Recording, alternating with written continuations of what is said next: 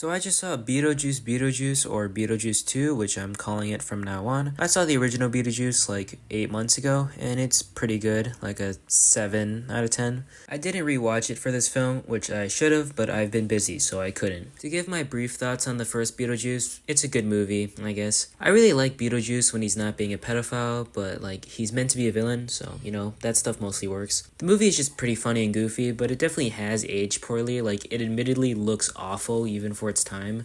The main point I'm trying to make is that I didn't love the original Beetlejuice, so I was hoping this would fix some issues by obviously getting rid of the very dated parts in the original. There was a lot to expand and grow on from the original, so this is like a 6 on anticipation. Next time I'll try to do these anticipation segments before actually watching the movie. You gotta trust me, I just didn't have time. Again, no spoilers till the spoiler part, and that's all, let's go. Gonna start with the best part about this film, which has to be its visuals. As I said before, the original Beetlejuice doesn't look very good and has aged very poorly with time, which I guess is fine, but I feel like using great visuals for this film would be jarring. So I'm glad to say that this movie looks really bad actually, but like in a really good way. Instead of trying to make it look really professional, it looks really stiff and uncanny, and I love it. It's gotta be the best part about the film. Sometimes it's kinda weird, like when they throw claymation into the film when they're missing actors. That part is quite lazy and weird, but the claymation looks real nice, so whatever. Anyways, the stiff, uncanny visuals of this film makes it feel the same as the original, which I really appreciate because while a bit off, you could watch the first 2 films back to back without it feeling super weird, which is crazy considering there's a 30-year-old gap between the 2 films. There's some other stuff, like everything in the afterlife looking the same as the original, but it also just looks really great and more polished. Like once you die, there's this really trippy hallway that I think is from the original. Not sure, but it still looks really great. I guess if I had to describe the visuals in this film, it kind of looks fake, but in like a really great way. And it feels straight out of the original. One of the best parts about the original Beetlejuice was definitely its tone. It felt a lot more goofy and out there compared to films from its time. This is also kinda just because of Tim Burton's style of directing, but I mean I haven't seen any of his other films, so I can't really say if Beetlejuice is his weirdest or not, but it's still a really bizarre creative film. This film really tries to emulate the original with its tone. It's really goofy and out there, but not a lot really worked on me.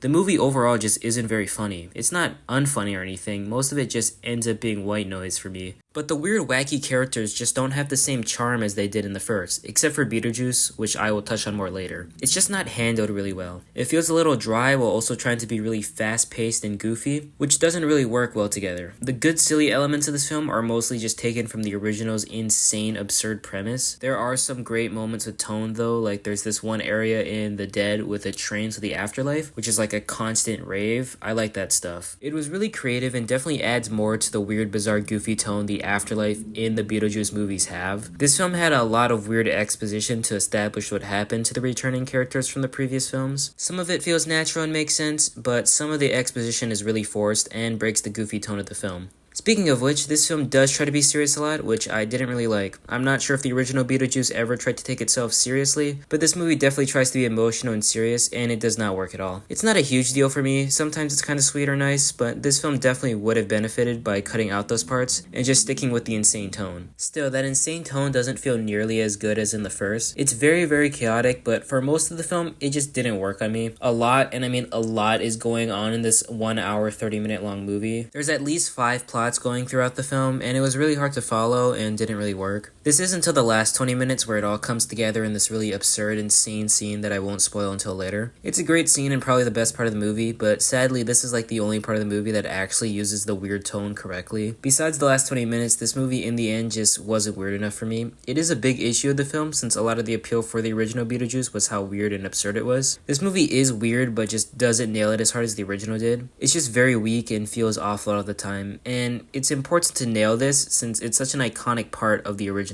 Astrid is one of the more interesting characters in the film, and I also don't have to spoil anything to talk about her, so I'm just gonna start off with her. I like the idea of Astrid from the trailers since she's very similar to Lydia in the original, being a ghost-defying edgy daughter. But when I was actually watching the movie, I kind of realized that she is just a repeat of the original with Lydia. And I get what they're going for with Lydia dealing with a kid who is the exact same as her when she was a child, but I really wish they changed more with her character to be more different. They did make some decent changes that I liked, like how Lydia's stepmother from the original was actually horrible, but now Astrid sees Lydia as the same, even though Lydia is actually a modern moderately supportive mom compared to her neglectful stepmother. That stuff was good, but that's most of the changes that she gets. Astrid is also a little less extreme than Lydia from the original, but like I don't really like that because the first Beetlejuice was so over the top. So this movie making a less extreme, more standard character was a change I didn't really like. And also again, this shows the less extreme, more muddled tone of the film. She also has the ghosts aren't real attitude, which I really disliked in the film. It could have been fine if it was written better, but her just saying that like 4 times is not great writing because you already know she's gonna eventually learn that ghosts are in fact real. When she does eventually learn ghosts are real, she doesn't even have that great of a reaction. She just says something like, wow, mom was right, and nothing else. It's just like annoying. If her reaction to finding out ghosts were real was so light, then why would you insist so hard that she didn't believe in ghosts through her dialogue? Was it because her mom was a hard psychic? Maybe, but it doesn't really come back in the film and it's just kind of pointless. She's a fine character, but it's a lot of missed potential. Beetlejuice is probably one of the best parts about this film, which was expected. Michael Keaton is still really good as Beetlejuice. He has the same goofy energy from the first, which is honestly probably the best part about the original. He's not quite as good as he was in the original. He isn't super funny to me, but he has some great energy, and he's not a pedophile, mostly. The stuff with him at the ending is also pretty great. He speaks French like twice in the film for no reason, and him just wandering around and messing with Lydia randomly is pretty funny and in character for him. The film also definitely looks its best visually whenever he's on screen too, since he's always the one doing absurd, insane stuff. And as said before, it all looks great, while also looking terrible at the same time.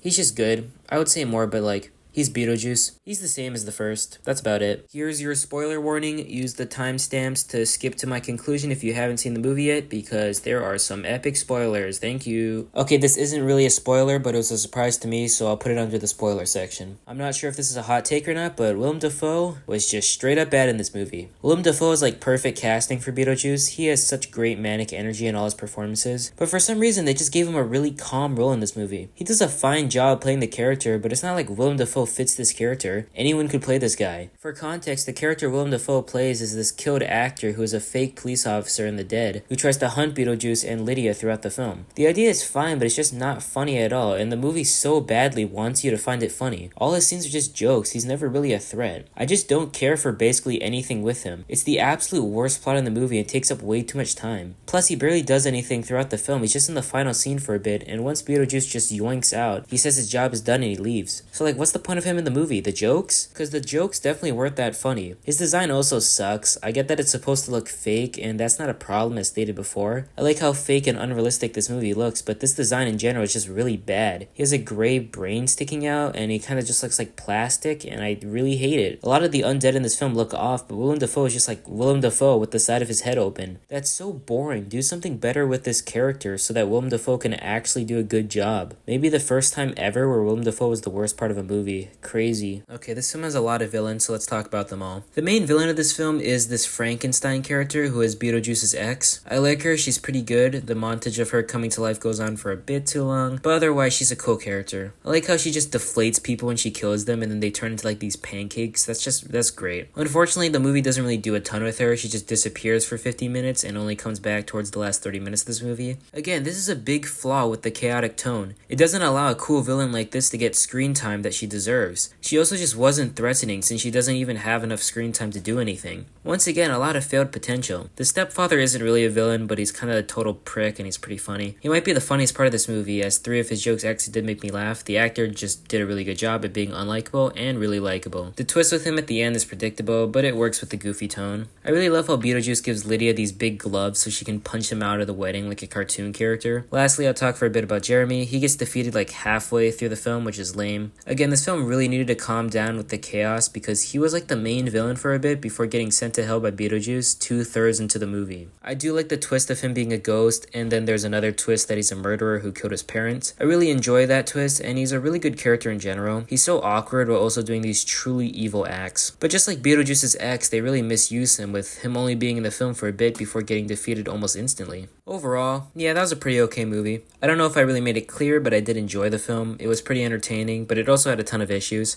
It's an extremely flawed movie, but I had a moderately good time. If you like the original Beetlejuice, you'll probably like this one. So I'm giving Beetlejuice or Beetlejuice 2 a high 5 out of 10. Thanks for watching, and this is an epic outro.